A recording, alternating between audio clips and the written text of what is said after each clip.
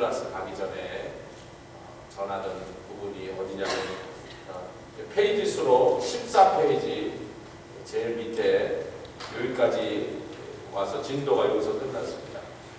우리가 예언자라는 용어가 요즘은 잘 쓰여지지 않고 그거를 쓰면 이제 이상한 사람들이 아닐까 하고 교회 안에서도 기독교 안에서 많이 공격을 받습니다. 누가 자기를 프로페트라 말하면 특히 한국 교회는 오순절 교단의 오순절 성령론이 정립되지 않은 장로교나 감리교에서 성령을 받은 사람들이 많아갖고 그걸 말씀으로 신학적으로 잘 정리가 안 된 토양에서 무분별하게 막 예언을 하고 난리를 치니까 그 사람들이 나중에 저희 어디 가서 기도원 하나씩 차리고 기도원 원장이라고 와라 나한테 기도받아라 이렇게 해서 그 중에 신실한 기도원을 하신 분도 있습니다. 제가 존경하는 몇몇 분들 중에 아주 평생 이렇게 기도원을 통해서 많은 분들을 치료해 주시고 또 바른 말씀을 그들에게 권면하고 있는데 한국의 기도원은요 다로된 기도원은요 우선 하루에 3번씩 예배를 드려요. 주회종들 모셔다가 바른 말씀을 통하여 성도의 신앙을 세웠습니다. 아멘. 더 좋은 기도는요 구국 나라와 민족을 위하여 먼저 기도를 시켜요. 정말 좋은 기도. 정상적인 기도는 예배를 드린다. 그래서 결코 막 사람들보다 이리 와라 막 내가 막 널 위해서 기도할까 봐 용이 나타나고 백이 나타나고 이런 게 아니고 말씀을 듣고 하면 그래서 사경 운동을 하는 기도원이 다르게 된 기도원이고 특히 좋은 기도원들은 기도원 원장들이 딱 올라오셔서 자 이제부터 우리 기도하겠습니다. 여러분 집이나 여러분 자녀나 여러분 무슨 재산을 놓고 먼저 기도하지 마시고 나라와 민족을 위하여 먼저 부르주십시오. 아멘. 그게 바른 기도. 저희가 어렸을 때 갔던 기도들 그런 기도. 근데 이상한 기도원들 가보면 참 뭐 이리 와라 막 내 기도 받아요. 그리고 안수하다가 안찰하다가 막 사람도 때려 죽이고 귀신 쫓아낸다고 귀신을 못 쫓아내고 사람만 때려 죽이고 이런 이상한 짓들을 하는 데서 아니 이제 긴 얘기보다 정리를 하자면 성령론이 잘 정립된 속에서 은사가 행해지고 하면 또 여러 성령의 사역이 나타나면 아무 문제가 없습니다. 근데 안타깝게 한국교회는 성령론이 정립되지 않은 상태에 있는 여러 교단에서 그런 것들이 행해되다 보니까 전통적 오순절적인 신앙이 아니고 은사주의 운동의 맥을 타버렸어요. 그래서 은사만을 강조하고 은사라는 건 체험만을 강조하다 보니까 누가 더 신비한 체험했나 해서 극단적인 신비주의를 나갑니다. 그래서 그렇게 되면서 한국에 이단들이 많이 만들어졌어요. 그리고 교회에 제일 골치 아픈 사람이 예언하는 사람이라고 이렇게 찍혀버리니까 예언하는 사람이 교회 문제를 제일 많이 일으켜서 정말 그랬습니다. 옛날에. 그러다 보니까 이 예언 사역이 굉장히 어떻게 보면 터보 시대 같고 주회종들을 통하여 오히려 이런 것들이 긍정적으로 아멘 또 아름다운 열매를 맺으면서 이렇게 행해지지 못하고 음지에서 행해지는 음지에서 아무도 모르는데 예배 끝나고 수근하면서 그 집으로 막 가. 그럼 거기 또 누가 앉아가고 점쳐주는 여자가 앉아가고 근데 이게 요즘만 새로 시작된 건 아니에요. 우리가 계시록에 있는 7교회를 보니까 거짓 선지자 이세벨이 앉아 있었더라. 옛날부터 이게 전통 있는 이단 종교라고 교회 안에 음녀가 들어오고 여선지자가 들어와서 사람들을 꼬여가고 자기를 따르도록 하면서 사람들을 음행하도록 하고 죄짓게 하고 있다. 그러나 하여튼 우리가 이제 그런 얘기 다 생략하고 이사야가 예언자 선지자니까 하면 우리가 예언이라고 하는 것과 계시라고 하는 것은 사실은 같은 것을 말하면서도 강조점이 다른 거죠. 계시는 이런 겁니다. 아무도 못 보는데 그 사람만 보여주신 거예요. 다 비밀인데 누구에게만 살짝 열어주셨어. 꼭 개인이 아니라 어느 교회만 살짝 보여주셨어. 그리고 딱 보여주면 딱 닫아버려요. 우리가 환상을 보는 분들은 제가 뭐라요? 보는 환상에 얼마나 이해하십니까? 10%, 20%도 잘 이해 못해요. 대부분은 이해 못하고 넘어가요. 그럼 보여주신 건 떠들라는 거예요? 계시로 보여주신 건 떠들라는 거예요? 기도하라는 거예요? 10%도 잘 못 넘어가요. 대부분은 왜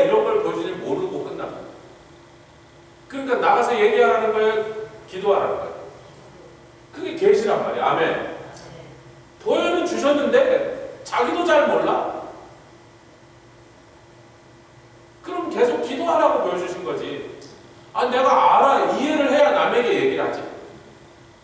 그런데 내가 이해했든 아니했든 하나님께서 너는 가서 이것을 선포하라, 어디 가서 전하라 그러시면 그걸 입으로 말을 하는 순간 계시 차원에서 예언으로 변합니다. 빨리 아멘합시다. 말한 순간 예언이에요. 그리고 말한 다음에는요, 그 일이 안 이루어지면 옛날에 돌로 쳐 죽여라 그래서.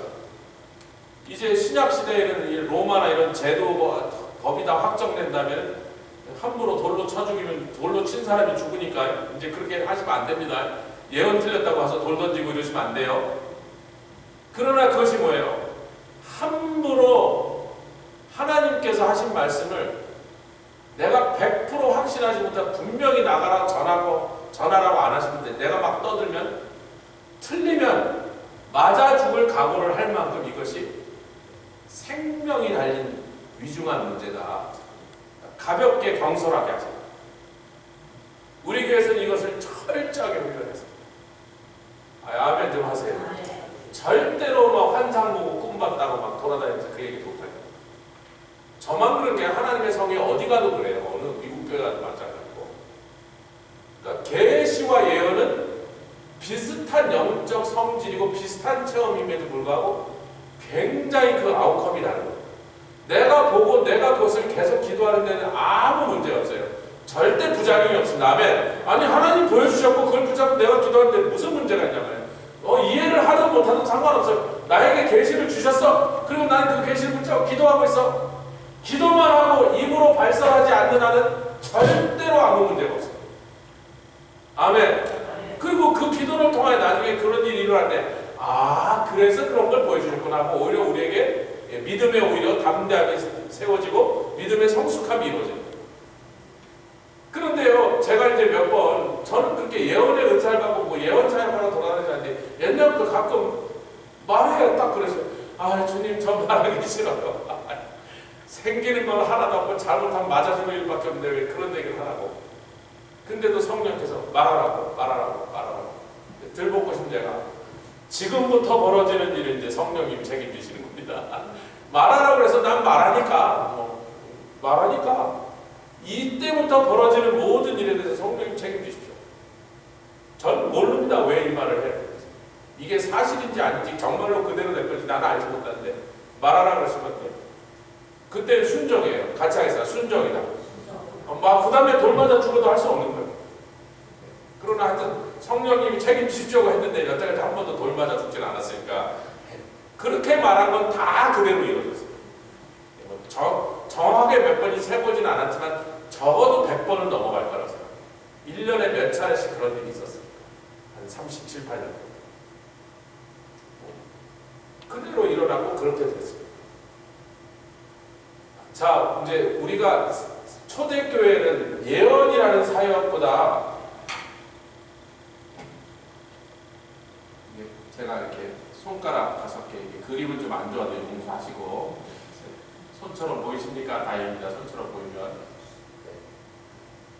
요게 사도 같다. 그래서 사도는 굵으면서 힘이 있는 엄지손가락을 이렇게 표시를 했습니다. 왜 웃어요? 그리고 이게 선지자인데 선지자는 두 번째 손가락으로 어딘가를 가리켜 디렉셔널이다. 그 다음 뭐 세 번째, 네 번째 다 설명했는데 초대교회는 사도행전을 보니까 사도를 중심으로 교회가 세워지고 교회가 또 섰습니다. 교회가 여러 군데 세워지고 또 교회가 든든하게 세워졌어요. 아멘. 그래서 예수님의 12제자를 전부 사도로 주님이 세우신 거예요. 왜냐하면 예언보다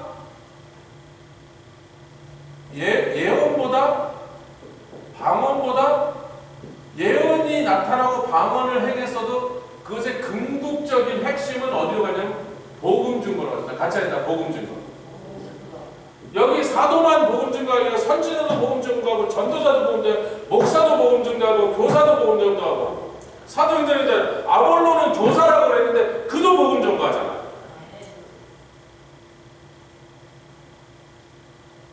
그러니까 초대교회는요 전 성도가 나와서 복음을 증거했어요. 그리고 모든 사람의 성령이 임했고 성령을 받은 사람은 방언이 터졌어요. 방언만 하고 복음 증거 안 하는 사람은 이상한 사람. 이렇게 씁니다. 반쪽짜리, 죄송합니다. 요즘은 지체장애인 그런데 옛날에는 우리가 병신 그랬잖아요. 어렸을 때 우리 병신. 이게 방언만 하고 복음 증거 안 하면 절뚝발이 신앙이에요. 그러니까 오늘날도 성령 받아서 방언한다고 해서 복음 증거를 안 하는 사람은 우리가 아니 what's wrong이죠 이렇게 말해야 돼요. 정상적이지 않습니다. 아멘. 성경에 보면 계속 방언을 받고 방언을 말하면 복음 증거하다 이렇게 됩니다. 옛날에는 예언을 선포할 때는 구약시대의 예언은 복음 증거라는 게 없었어요. 그래서 예언은 주로 나라나 민족이나 도시나 개인을 향한 앞으로 일어날 일, 그러니까 잘못하면 그래서 길흉화복을 말하는 거라고 많이 오해를 했던 거예요. 예언은요, 미래에 일어나는 길흉화복을 말하는 게 아니에요. 그런데 그때 사람들은 선지자가 하는 말이 거의 대부분 미래에 일어날 일을 향한 경고고 미래 장래에 일어날 일들을 향한 미리 말하니까 예언을 자꾸 사람들이 뭐라고 자꾸 해석을 했냐면 길흉화복이라고 생각해요. 그래서 길흉화복을 자꾸 점치는 자들에 대해서 그런 점치는 자들이 하면서 성경에 무서운 경고를 그들에게 합니다. 그럼에도 불구하고 인간 안에는 무슨 이 근질근질한 이 호기심이 있다? 자꾸 미래가 궁금한 거예요. 어떻게 될까요? 우리 애가 뭐 이렇게 안 되고 결혼을 할까요? 안 할까요? 어떤 남자를 만날까요? 그러나 옛날에도 이 예언은요, 여러분 제가 이사야서 강의를 하면서 이 얘기를 하는 겁니다. 이사야서 전체를 내용으로 보면 막 두로 얘기를 했다가 다시스 얘기했다가 아수르 얘기했다가 바벨론 얘기했다가 애국 얘기했다가 굉장히 다른 나라 다른 대상을 향한 이 사람들 얘기로 몇 시간 몇 장 뭐 저 나라 얘기로 몇 장 막 하면서 막 계속 돌아다니고 있습니다. 제가 이거 강의 안에 안 넣고 여러분에게 미리 말씀드린 거 여러분 이사야를 딱 보니까요 66장 성경에서 시편담으로 제일 긴 장. 성경은 찬송가기 때문에 내용으로는 사실 이사야서가 제일 긴 셈이에요. 그런데다 이사야서는 다른 성경들과 다르게 대개 예언서에는 선지서에는요 역사적 포인트가 별로 없어요. 그냥 예언만 나옵니다. 근데 이사야서는 예언이라는 부분이 굉장히 나오면서도 역사적 교훈적인 내용도 같이 나와요. 어떤 때는 그냥 역사서에는 역사만 나오고 예언이 없고 어떤 때는 예언만 나오고 역사가 없어요. 예수님의 복음서도 그렇죠. 우리가 요한복음을 공부할 때 기억나십니까? 얼마 전에 요한복음 끝났으니까 설마 기억나시겠죠? 마태마가 누가복음은 사건 중심의 스토리 중심이라고. 그래서 따라가 읽기가 굉장히 쉽습니다. 요일 다음에 또 예수님 저기 가시고 거기서 무슨 기적이 일어나고 저희 가서 또 설교하시고 설교 끝나고 또 그 밤에 어디 가시고 이렇게 사건 중심으로 가다 보니까 순서대로 쭉 따라가기가 쉬워요. 이해하기가 쉽단 말이에요. 근데 요한복음 딱 들어가니까 그런 데에 딱 빠져버리고 사건 중심으로 순서대로가 아니라 뭐 중심으로? 주제 중심으로 설명이 됐습니다. 할렐루야. 그러니까 네 복음서 중에 마태마가 누가 즉 공간 복음은 사건 중심으로 따라가 읽으면 쉽게 이해하고 요한복음은 사건별로 안 돼 있고 주제들이니까 주제별로 공부하면 되는 거예요. 그런데 이사야서는 사건도 있고 역사적으로 교훈도 있고 계시도 있고 예언도 있어요. 그러니까 굉장히 복잡하고 어떻게 보면 난해하게 이해하기가 어려운 거니까 제가 이제부터 이사야서 여러분이 틈이 나는 대로 계속 읽고 계신다고 믿어야지 서로 어떻게 믿는 세상이죠. 저도 오늘도 열심히 이사야서를 읽다 나왔어요. 틈이 나는 대로 이사야를 읽는데 이사야가 분량도 많은데다가 굉장히 다양한 주제를 다루는 것 같고 막 이 나라 얘기했다 금방 또 다른 나라 얘기했다가 그 얘기 끝나는 것 같아 또 다른 나라 얘기하고 이러니까 이야 도대체 뭘 어떻게 어떻게 해야 되나 이렇게 어려울 때 제가 이제 정리를 시켜드리겠습니다. 이사야서를 제가 66장을 놓고 계속 지난 몇 주 동안, 몇 달 동안 이걸 도대체 어떻게 이 말씀을 내가 이해하고 정리하고 또 정리해서 성도들에게 설명을 할까? 이래 개한테 뼈다귀를 던졌는데 뼈다귀가 자기 입보다 더 커갖고 어디서부터 물어야 될지 모르겠네요. 덩어리가 너무 커. 자기 입은 요만큼밖에 안 거는데 이만한 소 머리를 전해주고 어디서부터 물어야 될지 모르겠네요. 표현이 너무 천박했나요? 개뼈다귀 이렇게 얘기하니까. 김정은 목사님 도표를 한 장 주셨는데 딱 한 장을 주셨는데 여러분에게 다 프린트해서 나왔는데 이번에 혼두라스 목회자들에게 그 말씀을 강의하는 거예요. 제가 3개월 동안 그 도표를 같이 얘기 나눈 다음에 저랑 김종원 목사님 대화하는 중에 김종원 목사님 오케이 그러고서 정리해서 보내신 거예요. 그래서 김종원 목사님과 제가 같이 대화하면서 그 도표가 만들어진 것입니다. 근데 그분은 도표 만드는 걸 취미로 하시는 거예요. 저는 도표 만드는 거 좋아하지 않으니까 그분이 만드셨고 저는 쓰는 거예요. 근데 그 도표를 놓고 묵상하는데 성령께서 온두라스 가서 그거 하면 된다 그러셔서 저는 그것만 믿고 편안하게 있다가 이제 쫙 펴놓고 그걸 연구에 들어갔는데 이게 소 한 마리보다 더 큰 덩어리야. 도대체 어디를 물어야 될지 모르겠어요. 3개월 동안 머리만 뽑았다고 제가 말씀드렸죠. 계속 머리털을 쭉 뽑았어요. 3개월. 어려워서가 아니라 너무 분량이 큰 거예요. 이 안에. 이사야에서도 비슷한 느낌을 제가 너무 뼈다귀가 큽니다. 주님 물을 수가 없습니다. 이렇게 하고 있었는데 계속 그래도 또 들여다보고 또 주님께 도움을 구하면서 말씀을 다시 묵상해보고 다시 묵상해보니까 이제 조금 감이 잡히기 시작했어요. 자, 그 감이 잡힌 부분을 오늘 얘기할게요.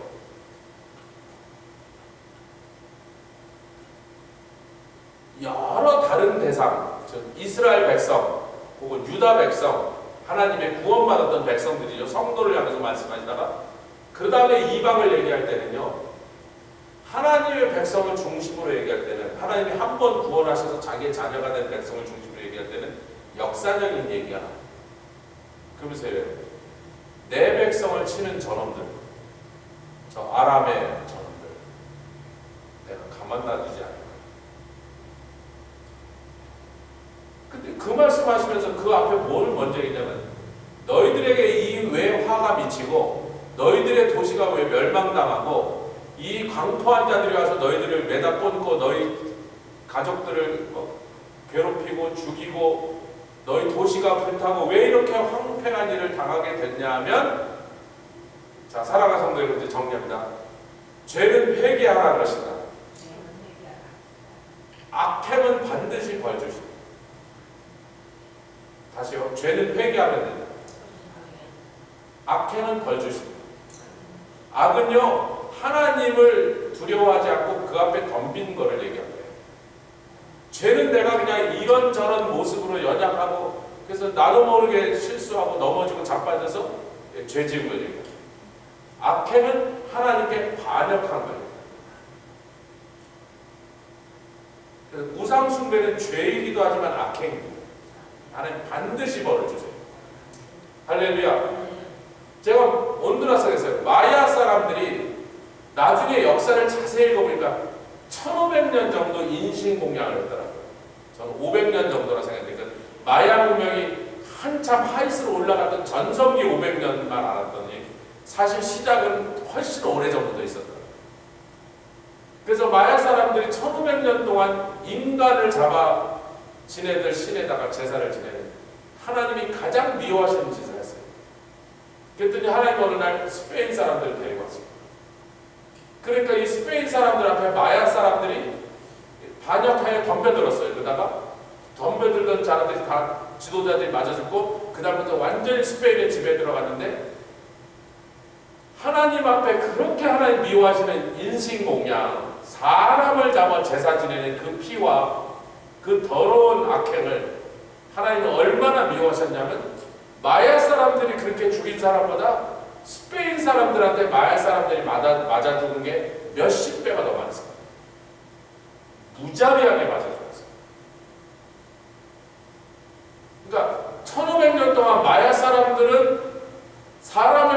제사 드리면서 살인을 했는데 스페인 사람들은 들어와서 50년 만에 그 1500년 동안 죽은 사람보다 몇십 배를 더 죽여버렸어요. 그 짓을 한 놈들. 그래서 다시 하겠습니다. 죄는 회개한다. 악행은 하나님 반드시 벌하신다. 이 법칙이 이사야서에서 하나님의 자녀였던 이스라엘 백성이든 유다 백성이든 아니면 그들을 징벌하라고 하나님이 동원해 쓰신 아람이나 바벨론이나 아수르 사람이든 똑같이 적용되는 어떤 시대, 어떤 민족, 어떤 대상에도 차별 없이 하나님이 대하시는 하나님의 일반적인 방법. 죄는 회개하라고요. 회개하라 그러세요. 그러나 악행은 반드시 하나님이 때리세요. 그래서 이제 죄 지은 사람들에게는요, 회개하라고 자꾸 선지자를 보내시는 거예요. 아멘. 다시 말하면 회개할 기회를 주시는 거예요. 네가 지금이라도 회개하면 이렇게 너희들 멸망하는 다 계획을 했고 잠시 후면 저쪽에서 군대가 오고 그들이 와서 무자비하게 너희들을 때릴 것인데 너희들이 지금이라도 회개하면 그거는 악행의 죄예요. 아니 회개하면 죄죠. 악행은 뭐라고요? 사실 하나님을 향한 반역이라고. 근데 회개하는 순간 반역이 멈춘 거예요. 그러니까 너희들이 지금 너희들이 하는 나쁜 일이 죄로 넘어가서 회개하고 용서받고 끝날래. 그러면 하나님의 은혜가 회복돼요. 다시 하나님의 복을 주시고 아멘. 다시 사랑해 주십니다. 근데 너희가 내가 이렇게 경고했는데도 불구하고 너희들이 한 일이 얼마나 하나님을 분노하게 하고 하나님의 마음을 아프게 하고 그래서 지금 저쪽에서 너희들을 칠 군대가 준비되고 그것들이 잠시 오면 너희들이 와서 성벽을 무너뜨리고 너희들 자녀들을 잡아 죽이고 분연자들을 끌고 가고 뭐 이렇게 할 거라고 경고를 했는데도 불구하고 너희들이 그 경고를 듣고도 계속 나한테 반역을 계속하면 그건 죄가 아니라 뭘로 변하는 거 이제? 악행으로 변하는 거예요. 여러분 사실 죄와 악행이 겉으로 보면 다 똑같은 짓이잖아요. 그러나 죄와 악행의 차이를 하나님 만들어내는 거예요. 회개하면 죄로 끝난 거야. 그리고 회개한 죄는요 다 용서해 주신다. 그리고 용서하신 다음에 회복하시는 거예요. 그런데 악행은요 하나님 앞에 계속 덤비는 거예요. 오히려 선지자를 죽여. 오히려 자기네들을 살리려고 보내신 선지자를 죽인단 말이에요. 예수님께서 계속 하세요. 계속 선지자를 보내지 않았느냐. 근데 너희 나쁜 놈들이 계속 하나님 보내신 선지자들을 너희들이 죽이지 않았느냐. 그러니까 그건 더 이상은 이게 죄가 아니고 악행으로 넘어간 거예요. 다시 말하면 하나님께 반란으로 넘어간 거예요. 아멘. 자 그런데 자 보십시오. 역사적인 교훈은요 이렇게 됩니다. 이사야서부터 드디어 이방의 구원으로 구원의 범위가 확대되어 있어요. 할렐루야. 그래서 그때까지 이스라엘 백성은 우리만 아브라함의 자손인 우리만 구원받는 거고 우리 유대인 밖에 있는 저 자들은 전부 지옥에 뗄 값이야. 아니 제가 하는 말이 아니고 유대인 랍비들이 정말로 탈무에서 쓰던 말버릇입니다. 저 이방인들은 전부 지옥에 뗄감, 지옥의 불이 계속 타도록 준비된 것들이니까 저것들이 지옥 가서 타는 것은 전혀 신경 쓰지 마라. 쟤네들은 거기 가서 타야 되는 좀. 저 종자들은 거기 가야 되는 자들이니까 신경 쓰지 마 그런 거예요. 근데 이사야에서 처음으로 하나님께서 너희들도 아무리 내 자녀라도 성도라도 나에게 반역하고 내가 그렇게 미워하는 우상숭배와 악행을 계속하고 너희들이 그렇게 타락하고 지도자들이 딴짓하고 제사장도 타락하고 그러면 내가 이렇게 하겠다. 반드시 멸망시키겠다 했을 때 하나님이 원하시는 건 멸망시키겠다는 것이 핵심이 아니라 멸망시키려는 게 하나님의 의도가 아니라 그 경고를 듣고라도 하나님의 백성들이 회개하여 하나님께 돌아오는 것이었습니다. 아멘. 그런데 돌아오지 않을 때는 정말로 하나님이 예언하신 대로 이사야 선지자를 통해 예언하신 대로 아수르가 오고 바벨론이 왔습니다. 자, 여러분 자 보세요. 여러분들 나눠드린 강의 요 내용은 있습니다. 하나님의 백성들이 범죄하고 음행하고 우상 숭배하니까, 그리고 경고를 했는데도, 선지자들 보내서 예언자들이 가서 경고했는데도 불구하고 그들이 아랑곳하지 않고 하나님께 계속 반역하면서 우상 숭배를 계속하고 음행을 그치지 않으니까, 악행을 그치지 않으니까 하나님께서 말씀하신 그 나라가 진짜 옵니다. 아멘. 하나님 딱 어느 나라라고 딱 지정한 그 나라가 와요. 이렇게 하리라 한 대로 합니다. 그래서 아수르가 북왕국을 멸망시켜버리고 남왕국도 계속 와서 친 걸 여러분이 기억하실 겁니다. 하나님은 북왕국을 멸망시키라고 그랬는데 아수르 왕은 저기 북왕국이 남왕국보다 더 크거든요. 저 큰 놈도 나한테 뭐 그냥 이게 수수깡이처럼 탁 쳤더니 나가 떨어졌으니까 그 밑에 그거보다 훨씬 더 작은 유다야 뭐 별 볼 일 없지. 잠깐 옛날에 저 좀 보십시오. 저 좀 보세요. 이거를 놓치시면 앞으로 이사야서를 이해하는 게 훨씬 힘들어질 겁니다. 이걸 들으세요. 그때 당시는 각 나라가요, 서로 자기네 신이, 우리가 섬기는 신이 너희가 섬기는 신보다 더 세, 우리 신이 진짜요, 최고요, 그러던 시대입니다. 아수르 왕이 와서요, 이스라엘을 칠 때 뭐라는가? 너희 신들이, 그러니까 여호와죠. 아수르 왕은 무슨 신을 섬기고 이스라엘 사람들은 무슨 신을 섬기는지 서로 잘 알아요. 그러니까 너희 신 여호와가 내가 여태까지 멸망시킨 그 나라에는 신이 없는 줄 아느냐? 그 나라 군대가 너희보다 더 약한 줄 아느냐?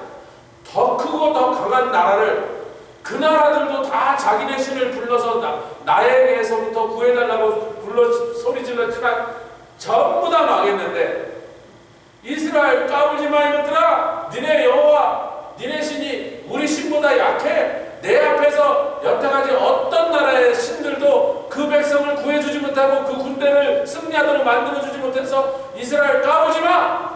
그리고 붙었어요. 누가 이겼어요? 아수르가 이겼어요. 그럼 아수르 왕이 이제 무슨 생각이 이제 확실하게 굳어졌어요? 그런데 보십시오. 이스라엘도 여호와를 섬기고 유다도 여호와를 섬겨요. 근데 이스라엘은 군대가 더 커요. 나라도 더 크고, 나라도 더 크고 군대도 더 많은데도 그 여호와가 못 지켜지고 멸망했는데, 자기 앞에서. 근데 이 아수르 왕이 뭘 몰랐어요? 자기를 승리하게 하신 것은 여호와 하나님이시고, 그렇게 된 이유는 하나님의 백성들이 죄만 지을 뿐만 아니라 죄를 회개하라 그랬더니 하나님 앞에 반역하면서 아주 악행으로 가버렸어요. 아멘. 그러니까 아수르 왕이 그걸 모르고 하나님이 지금 자기 백성을 벌을 주려고 아수르 왕 자기를 동원해서 그 일을 시키고 있는데, 그 아수르 왕은 기고만장해서 내가 애굽도 깨고 바벨론도 무너뜨리고 아람도 박살내고 이스라엘 너희들도 박살냈는데, 그 이스라엘도 훨씬 작게 요만하게 붙어있는 2지파 10지파니까 5대1입니다 여러분. 이스라엘이 5배, 유다는 5분의 1. 근데 신은 똑같아. 얘네도 여호와, 이쪽도 여호와. 신이 다르다면 혹시 쟤네 신은 좀 셀까 그런데, 저쪽 신 옛날에 여호와 신 있는 나라를 무너뜨려 봤잖아요. 그러니까 와서 뭐라 그럽니까? 하나님은 유다를 치라 그런 게 아닌데, 이놈이 기고만장해서 유다까지 치러 왔다가 바로 히스기야 왕과 의로운 하나님의 왕이 하나님께 손들어 기도함으로 밤에 천사 와서 18만 5천 명이 하룻밤 만에 전멸해버린 일을 당하고 아수르가 역사에서 뒤로 사라져버린다. 다시는 아수르가 일어나지 못하니까 맨날 아수르의 속국을 했던 바벨론이 자기를 위에서 누르던 아수르를 잡아먹어버리고 아수르를 멸망시켜버린 거예요.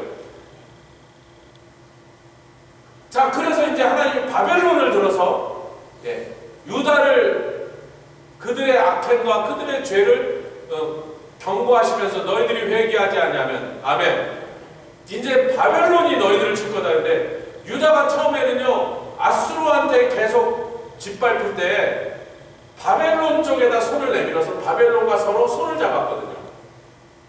그러니까 아수르를 멸망시킨 바벨론은 우리를 올 거라고 생각해서 우리의 친구라고 생각했어요. 친구라고 생각하니까 히스기야 왕이 무슨 짓을 합니까? 바벨론의 사신이 왔을 때 왕궁뿐만 아니라 무기고까지 다 보여주니까 히스기야 왕 선지자가 히스기야 와서 왕이여 왜 그런 망령된 짓을 했냐고. 저 바벨론에게 다 당신의 것까지 보여준 건 이게 뭐예요? 지금 자랑질한 거고 하나님 앞에서 올바른 태도가 아니에요. 당신 지금 참 방자하고 교만한 짓을 했어. 앞으로 당신의 자녀가 여기서 포로로 끌려갈 건데 아이고 뭐 그때 뭐 내 때는 안 그러니까 뭐 됐네 그러고 회개를 안 한다 히스기야. 여러분 이때 정치적인 상황이 뭐예요? 맨날 아수르한테 짓밟혀서 공격을 당하느라고 아수르를 싫어했던 이스라엘은 이미 망했고 간신히 망할 뻔했던 유대는 기적적으로 살아났어요. 하나님 도와주셔서. 아멘. 그리고 바벨론은 아수르의 아예 속국으로 있었던 나라니까 두 나라가 다 이제 호시탐탐 아수르를 좀 밀어내려고 연합을 했는데 유다도 아직 연약하고 바벨론도 아직 연약하게 보였던 거예요. 그런데 하나님께서 유다가 아수르를 물려쳐 주신 하나님을 향하여 마음을 바로하지 않고 히스기야 왕의 마음이 교만해지면서 바벨론과 이렇게 우리가 힘을 합치면 된다. 이게 뭐예요? 우리 둘이 힘을 합치면 앞으로 뭐 문제 없네. 아수르도 때려잡은 바벨론 힘을 합히면 우리가 문제 없네. 이렇게 사람과 사람끼리 연합하니까 하나님을 의지하지 않고 하나님께서 갑자기 바벨론 왕을 세워서 누굽니까? 느부갓네살 왕을 세워서 온 세계를 짓밟은 엄청난 제국을 다스리는 무패 신앙을 자랑하는 신화를 쓴 그런 엄청난 정보왕을 만들어 버리셨어요. 근데 유다 사람들은 뭐라고 생각하세요? 바벨론은 우리 편이고. 근데 우리 편인 줄 알았던 바벨론이 유다를 향해서 쳐들어옵니다. 왜 쳐들어오죠? 유다가 옛날 이스라엘처럼 하나님 앞에 음행하고 우상 섬기고 하나님이 회개하라고 선지자 보내도 예레미야를 계속 보냈잖아요. 보내도 그를 오히려 감옥에 던져놓고 구덩이에 던져놓고 죽이려고 그러고 회개하지 않으니까 자기네를 도와줬다고 생각했던 바벨론이 갑자기 원수로 돌변합니다. 자, 여러분 이게 역사적인 포인트라는 거예요. 이사야서. 여러분 이 얘기가 열왕기 하에 자세하게 있는데 희한하게도 이사야서의 열왕기 하에 있는 내용보다 오히려 열왕기하는 뭐예요? 왕궁의 공식 역사 기록이에요. 어느 쪽이 더 자세하고 정확하게 나와요? 이사야서는 선지서입니다. 근데 똑같은 내용이 양쪽에 있어요. 이사야서 7장, 8장에 있는 내용이 열왕기하에 똑같이 나옵니다. 근데 희한하게 어느 쪽이 더 자세하냐면 이사야서가 더 자세해요. 그리고 나중에 아수르 왕이 쳐들어왔던 그 아수르 왕 사네립이 쳐들어왔던 얘기도 열왕기하에 있는데 열왕기하 내용보다 이사야서에 더 자세해요. 여러분 열왕기 상하는요 한국으로 치면 조선실록 같은 거예요. 왕국의 공식 역사 기록인데요. 거기보다 똑같은 사건을 이사야서에서 더 자세하게 다뤘습니다. 아니 내용도 똑같아요. 뭐 특별히 다른 내용이 없어요. 근데 이사야서에서 조금 더 자세한 이유는 그 안에 하나님의 마음, 아멘, 영적 포인트가 조금 더 들어가 있을 뿐이에요. 일어난 사건은 거의 똑같이 기록되어 있습니다.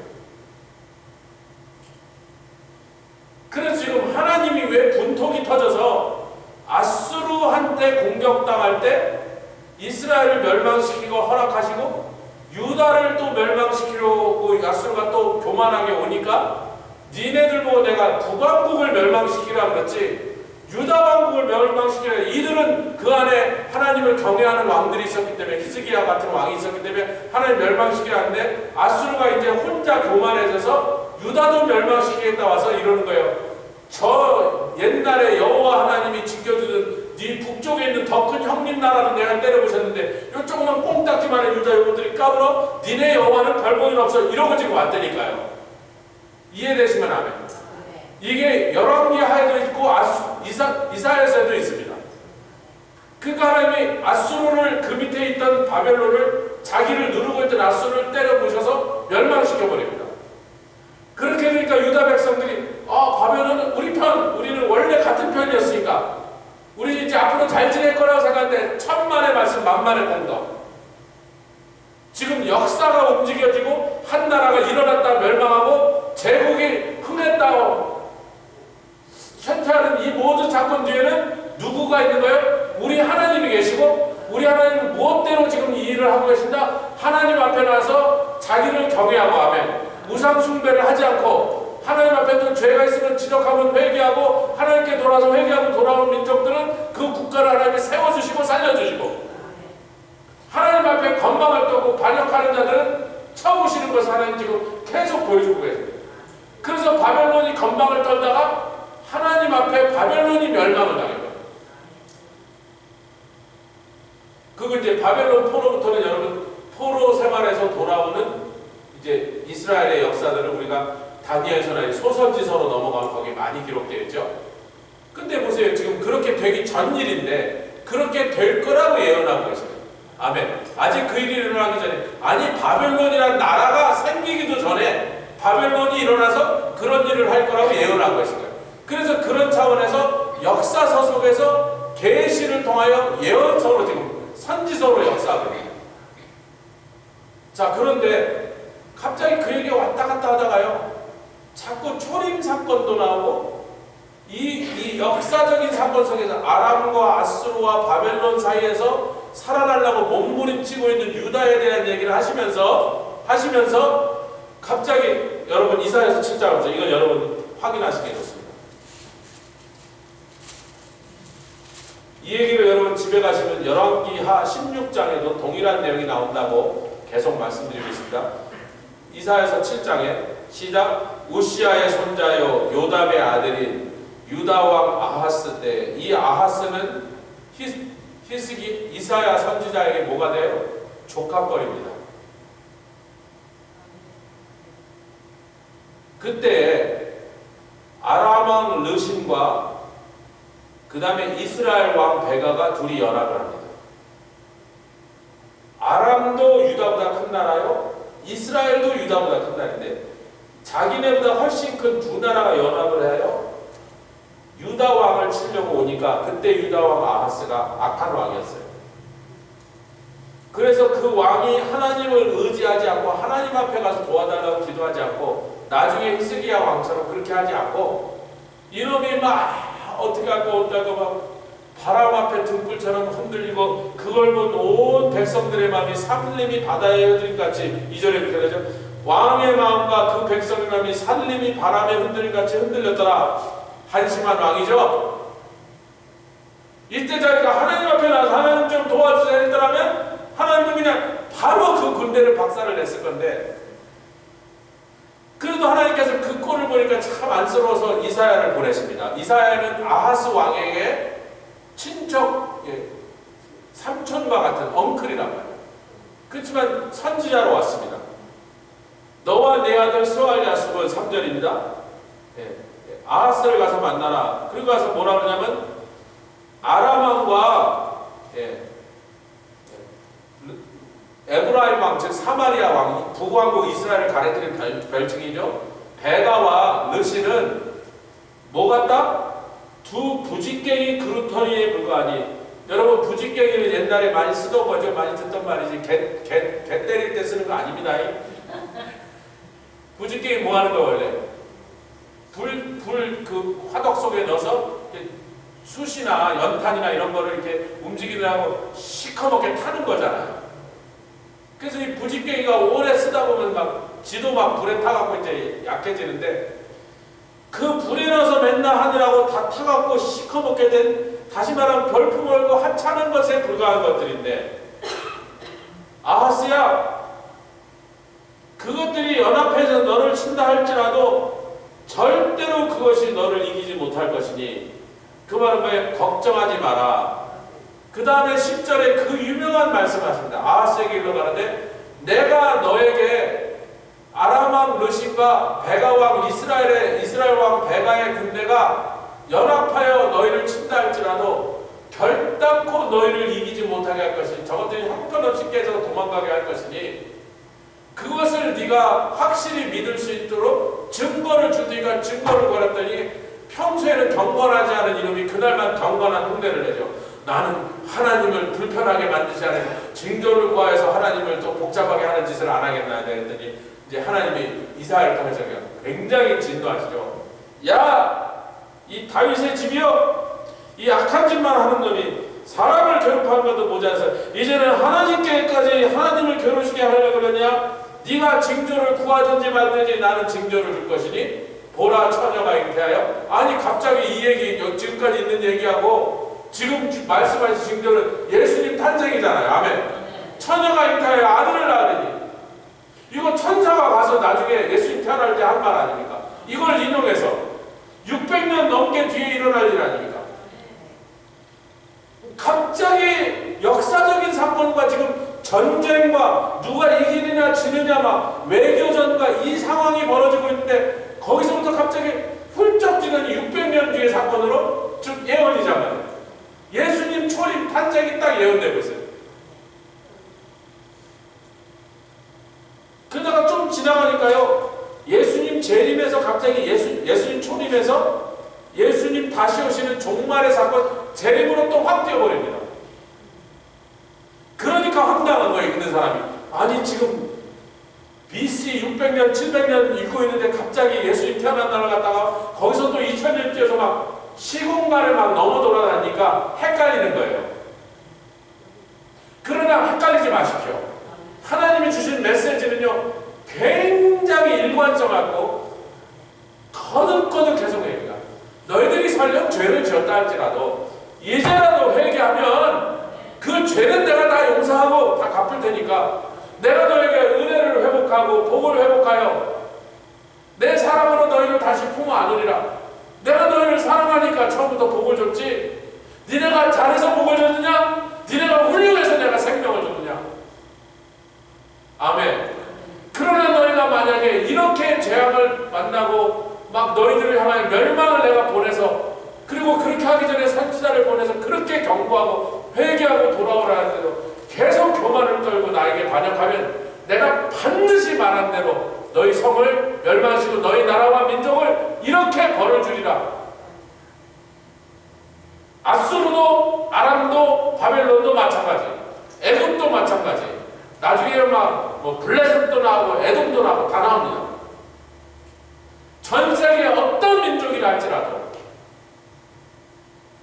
다시 초반에는 내가 구원시킨 나의 자녀, 나의 친백성 이스라엘을 내가 얼마나 사랑하는지, 내가 사랑하는 내 백성을 괴롭히는 놈들을 내가 가만 놔두나 보자요. 아수르를 들어서 하나님의 도구를 삼아 하나님의 종을 삼아 북왕국을 멸망시키는 것은 하나님의 이 죄와 악행을 향한 경고에서 나온 행동이었지만 하나님의 마음 편치 않았는데 이놈이 기고만장해서 내친 김에 쓸어버리자고 유다까지 치니까 하나님이 아수르를 멸망시켜서 아멘. 근데 그러느라고 아수르를 멸망시킬 도구로 바벨론을 일으켜 세웠더니 이 바벨론이 그 다음에 또 올라와갖고 유다를 멸망시킨 다음에 그냥 멸망만 시키지 않고 하나님 시킨 것보다 교만해져서 유다 백성들 더 심하게 때렸어. 그때 하나님 너 바벨론 내가 너 살려두라 보자. 제가 그래서 이제 우리 아들 얘기 그렇게 하잖아요. 찬영이고 스티븐이나 티모티가 말 안 들으면 조금만 제 앞에라고 했더니 세게 때리는 것 같으면 내가 내 새끼 왜 때려 이렇게 된다고. 내가 때리라고 했지만 너무 말 안 들을 때는.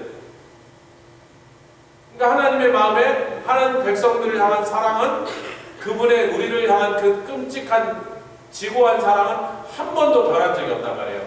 바벨론을 보내서 그 무서운 멸망과 심판을 행하는 그 와중에라도 무엇만 하면 하나님 백성들이 언제라도 회개하고 하나님 앞에서 아버지 잘못했다 나를 용서해 하기만 하면 하나님 바로 돌려서 그들을 회복시킬 준비를 하고 있었는데 끝내 안 하니까 바벨론이 그렇게 됐어요. 그런데 그 바벨론이 자기의 편이 될 줄 알았다가 자기를 멸망시킨 도구가 된 거고 깜짝 놀란 유다인들에게 하나님의 백성들에게 하나님께서 바벨론을 또 멸망시키는 거 보면서 내가 저들을 동원해서 그렇게 한때 너희들을 쳐서 멸망시켰어도 그것은 뭐가 아니라 나의 본심이다.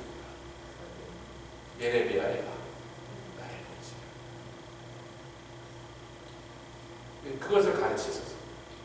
그런데 자, 여기서부터 역사적으로 이렇게 됩니다. 그때부터 유다인들이 디아스포라 생활이 시작해요. 바벨론에 끌려갔을 때는 그냥 바벨론에 끌려갔는데 바벨론이 또 멸망하고 페르시아로 가니까 페르시아 왕이 초이스를 줬잖아요. 니네 고토로 돌아가되 언제 그래? 고레스 왕 원년에. 아멘. 성경에 잘 기록되어 말합니다. 니네 본토로 갈 사람은 가라 그랬어요. 너희가 더 이상 바벨론의 속국, 이제 그 바벨론의 포로가 아니고 바벨론을 멸망시켜 페르시아 왕이 그런가 우리를 따라 페르시아에 와서 여기 와서 잘 살든지 아니면 니네 원래 나라로 돌아가든지. 아멘. 돌아간 사람이 많았을까? 남은 사람이 많았을까?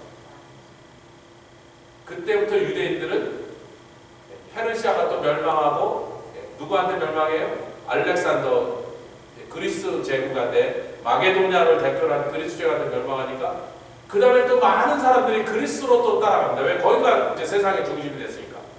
페르시아에 남은 사람도 있고 그리스로 따라가는 사람도 있고. 근데 그리스가 또 멸망하여 로마의 속국이 됩니다. 로마로 따라간 사람도 있고 그리스에 남은 사람도 있고.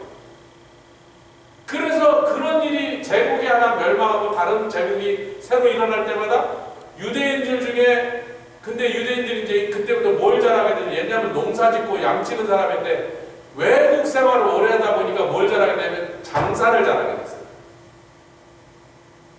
제가 지금 이거 역사적으로 이걸 이해하시라는 거예요. 계시와 예언이 아니고 페르시아 시절부터 페르시아에 남고 고토로 자기 고향 땅으로 돌아가면 뭐가 됩니까? 페르시아에서는 장사를 해서 이제 상인이 됐지만 비즈니스맨이 됐지만 예루살렘으로 돌아가면 도로 뭐가 돼요? 목자가 되는 거죠.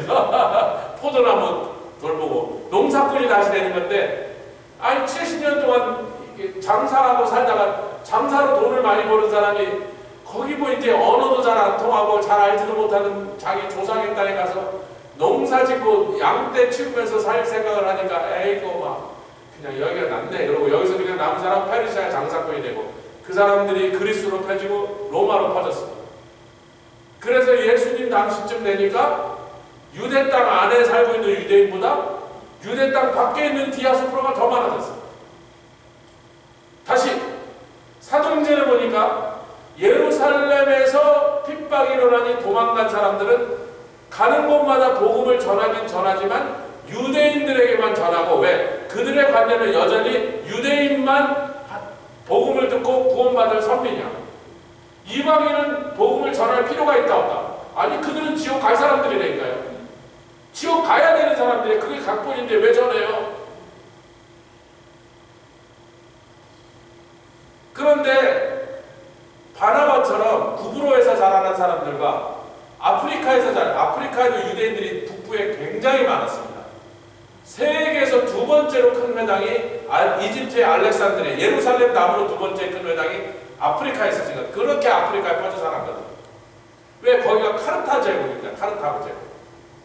카르타고 제국은 뭐하는 나라예요? 장사하는 나라.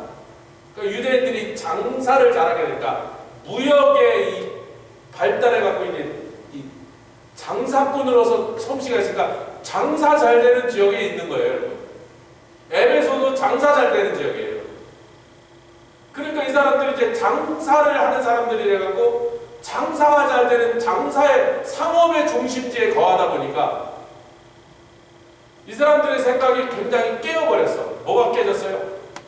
뭐 왜 꼭 유대인들, 그래서 구브로와 저쪽 리비아에서 자라난 사람들, 구레네 사람들이 거기서 자라난 유대인들이 안디옥에 이르더니 12장입니다. 사도행전.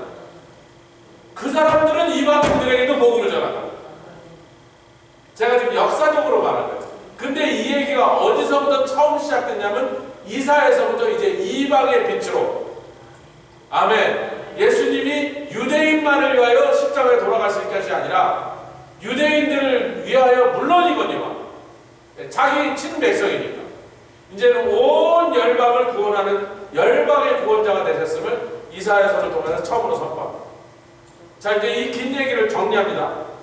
그래서 이사야서 초반에는 역사적인 얘기를 하면서 유대인들을 괴롭히고 하나님의 백성들을 괴롭히는 이방인들을 하나님이 어떻게 다루실 건가 얘기하면서, 그러나 그들을 왜 여기까지 와서 예루살렘을 공격하고 예루살렘에 있는 사람들을 죽이는 사람들로 하나님 들어 쓰셨는가를, 그 이유를 역사적으로 설명하고 있어요. 아멘. 역사적으로 설명할 때는 이방인과 하나님의 백성 이스라엘 사람들과의 관계를 설명하고 있습니다.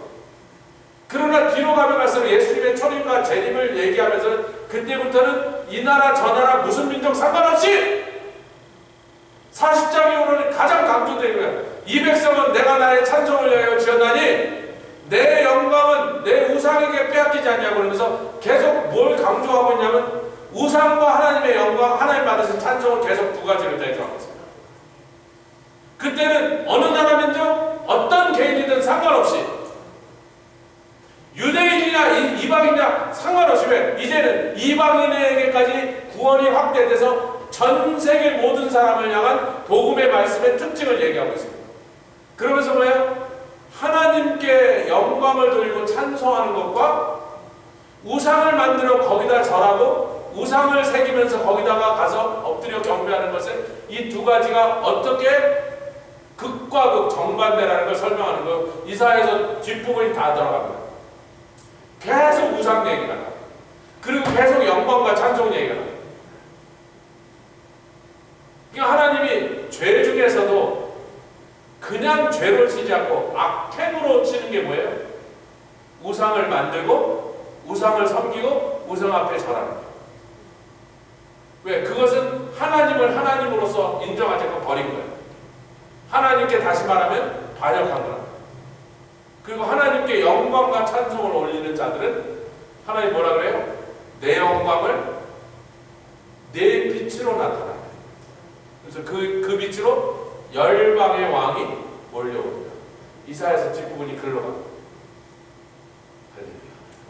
이사야서 66장은 제가 지금 간단하게, 그러니까 여러분이 뼈다귀가 크지만 어디서부터 몰아야 될지 힘들지만 이사야서 전체 구조가 이 내용 안에 다 들어있다.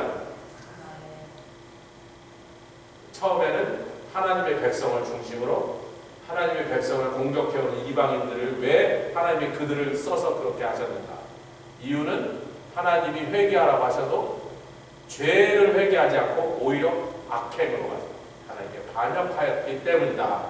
그러나 그렇게 들어서 썼던 도구들, 아람 왕, 아수르 왕, 바벨론 왕, 그의 군대까지라도 하나님께서 하나님의 백성들을 너무나 치면서 오히려 교만해져서 자기네들이 이스라엘과 유다를 멸망시켰기 때문에 자기네들이 멸망시킨